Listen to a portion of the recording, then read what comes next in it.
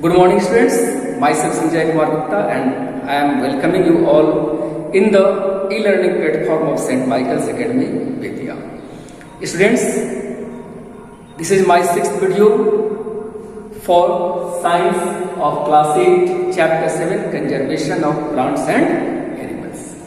In this section, we will learn for the strategies of protection or conservation of wildlife, as in which plants and animals come. So in previous videos you have seen how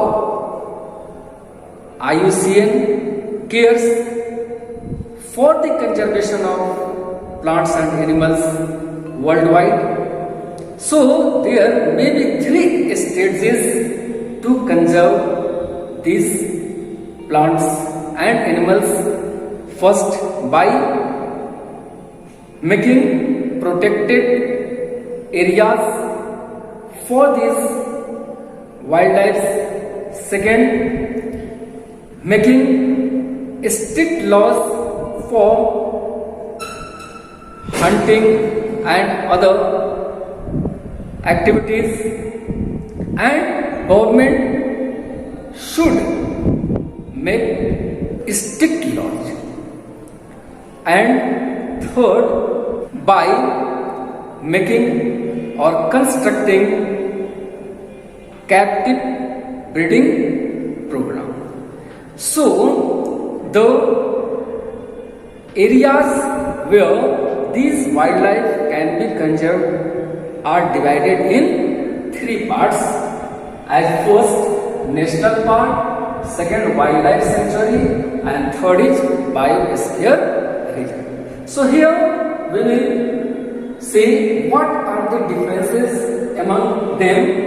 As in wildlife, as in national park, attention is not given to biotic community as a whole, but rather conservation is connected habitat for particular wild animal species. यानी ये ऐसे क्षेत्र होते हैं जहां कुछ खास जंगली जानवरों की सुरक्षा के साधन अपनाए जाते हैं और उन पर पूरे पौधे या कुछ सामान्य जंतुओं पर बहुत ध्यान नहीं दिया जाता है.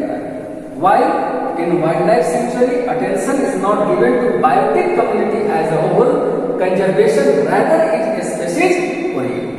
यानी इस क्षेत्र में क्या होता है कि हम ऐसे जंतुओं को संरक्षित करते हैं जो विलुप्त प्राय होते जा रहे हैं, एंडेंजर्ड हैं, और इनमें भी बहुत अधिक उन चीजों पर ध्यान नहीं दिया जाता है जो आज सामान्य या अधिक रूप में मिल रहे हैं. While a biosphere reserve tells that attention is focused on biotic community as a whole. Thus, conservation is ecosystem oriented. यानी ऐसे क्षेत्रों में क्या होगा कि पारिस्थितिकी पर ध्यान दिया जाएगा. यानी एक छोटे पौधे से लेकर बड़े पौधे तक, छोटे जानवर चाहे वह सामान्य हो, एंडेंजर्ड हो, रेयर्ड हो, इन सब का संरक्षण इस बायोस्फीयर रिजर्व में किया जाएगा.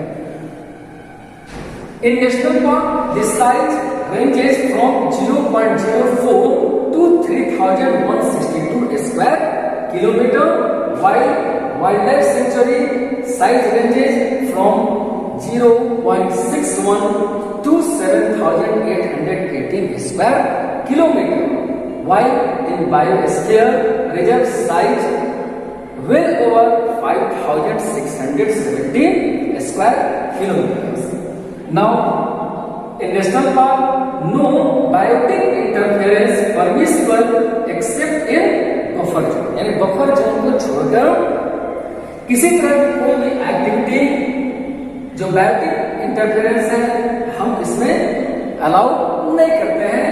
while in wildlife sanctuary, limited biotic interference occur, and in biosphere reserve, no biotic interference permissible except in buffer zone. यानी यहाँ बफर जोन को छोड़कर बाकी किसी अन्य क्षेत्रों में बयोटिक इंटरफेरेंस अनुमति के लायक नहीं है. Tourism is not only permissible but is often encouraged in national park. यानी यहाँ टूरिज्म जैसी कोई बात नहीं आती, लोग घूम फिर नहीं सकते, बट विशेष परिस्थितियों में अगर टूरिज्म को बढ़ावा देने की बात आ रही है तो कुछ क्षेत्रों में परमिट किया जा सकता है. Wild and wild life sanctuary tourism is permissible in biosphere reserve. Normally tourism is not permissible. In national park, boundaries circumscribed by state legislation. Wildlife sanctuary limits are not sacrosanct, while in biosphere boundaries in subscribed by state legislation. While in national park, research and scientific management are lacking. Wildlife sanctuary, here also research and management are lacking, but in biosphere reserve, research and scientific management are carried out. यानी आपने क्या देखा कि wild life sanctuary और national park में किसी तरह की कोई वैज्ञानिक गतिविधि अगर जरूरत पड़े तो भी यहाँ प्रोवाइड नहीं की जाती है. इसी तरह से नेशनल पार्क में भी, जबकि बायोस्फीयर रिजर्व एरियाज में साइंटिफिक एक्टिविटीज आर अलाउड. यहाँ पर परीक्षण किया जा सकता है पौधों पर, जंतुओं पर, और इस तरह से हम इन 3 क्षेत्रों को डिवाइड कर सकते हैं. So students, now it's time to read from book and gain more knowledge from our book.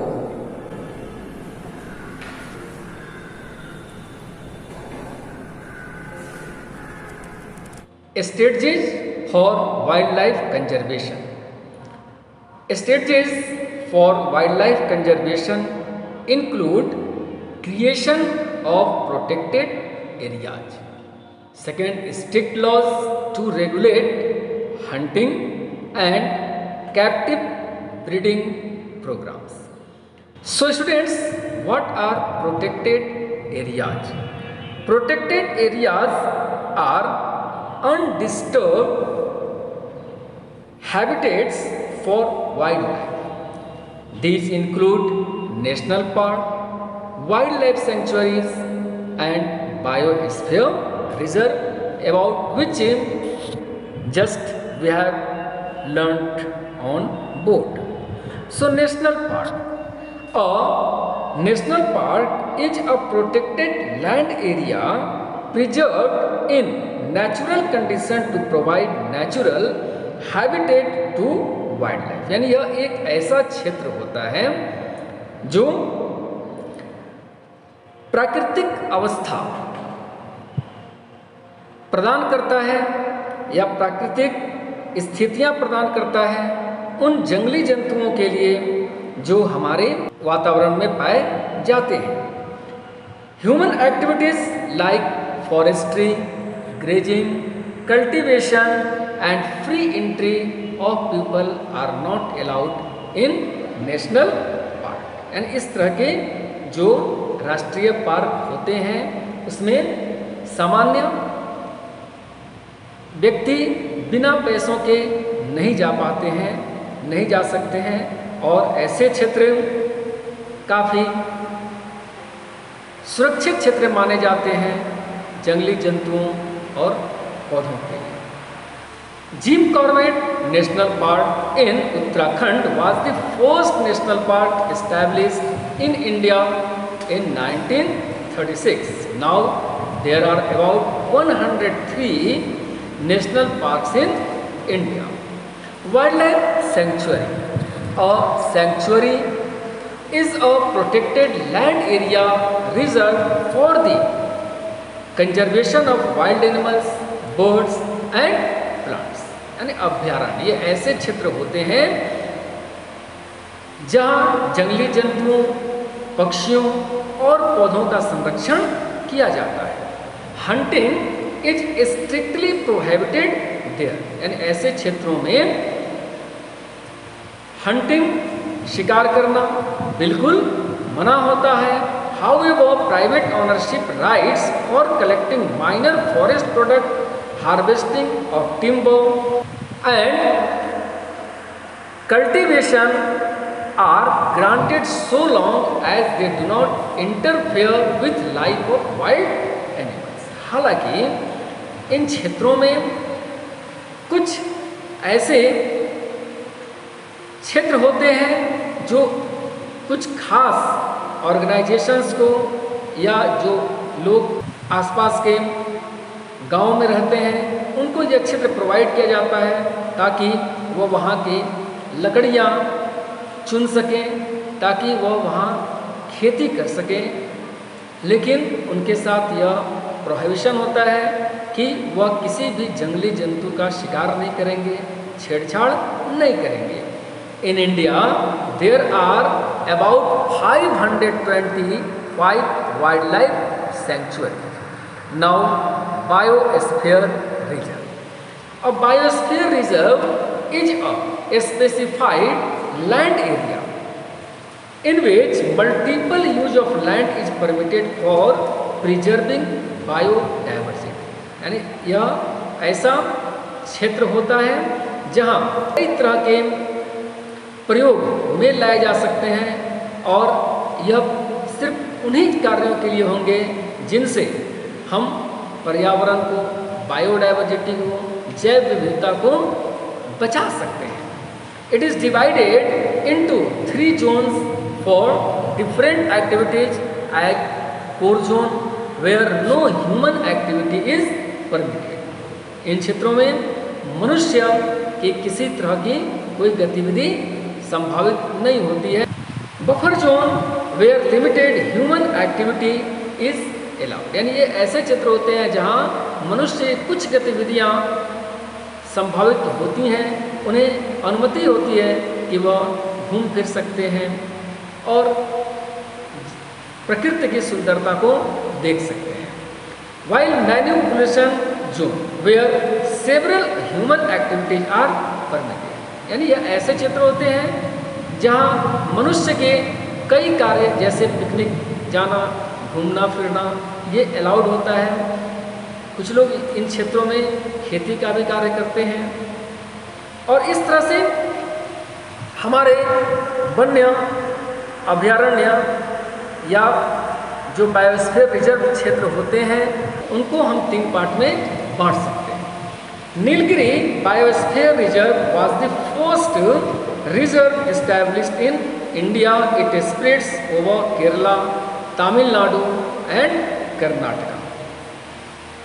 While Sundarbans, Kaziranga, Nanda Devi, gulf of Mannar and Similipal are some other biosphere reserve in India. तो इस तरह आपने देखा कि हमारे भारत का पहला बायो रिजर्व क्षेत्र कौन सा होगा?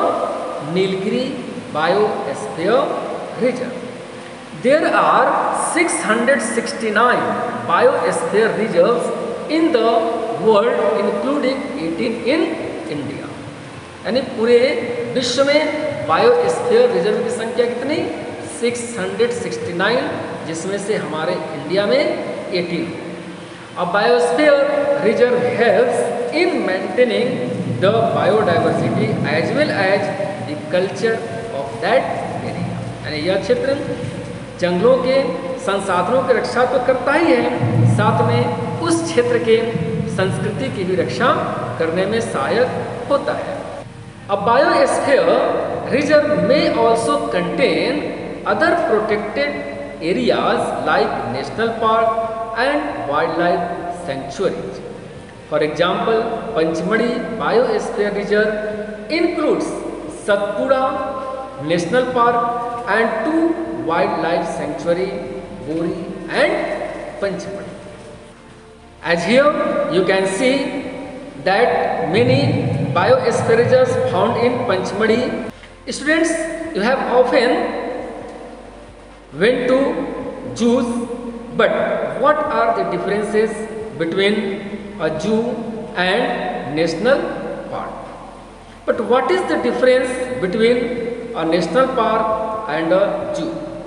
In national park, wild animals live in their natural habitats and use natural resources, whereas in a zoo, wild animals are kept in cages in captivity. जैसे संजय गांधी जैविक उद्यान में आप गए होंगे, जो हमारे पटना में है, यह ऐसा चित्र होता है जो पूर्णतः प्राकृतिक नहीं होता है, बल्कि इनको हम प्राकृतिक रूप प्रदान करते हैं। और ऐसे क्षेत्रों में जंतुओं को एक पिंजरे में कैद करके रखा जाता है, जबकि नेशनल पार्क ऐसे क्षेत्र होते हैं जो प्राकृतिक जंगल होते हैं और इन क्षेत्रों में जंतुओं को काफ़ी आज़ादी होती है कि वह जहाँ चाहें वहाँ घूम फिर सकते हैं, अपना शिकार कर सकते हैं, अपना घर बना सकते हैं, जबकि जू में यह व्यवस्था नहीं होती है। Hunting regulations. Strict laws are needed to regulate hunting or poaching of animals. Hunting of endangered species should be banned. Destruction of natural habitats of wild animals should be prevented.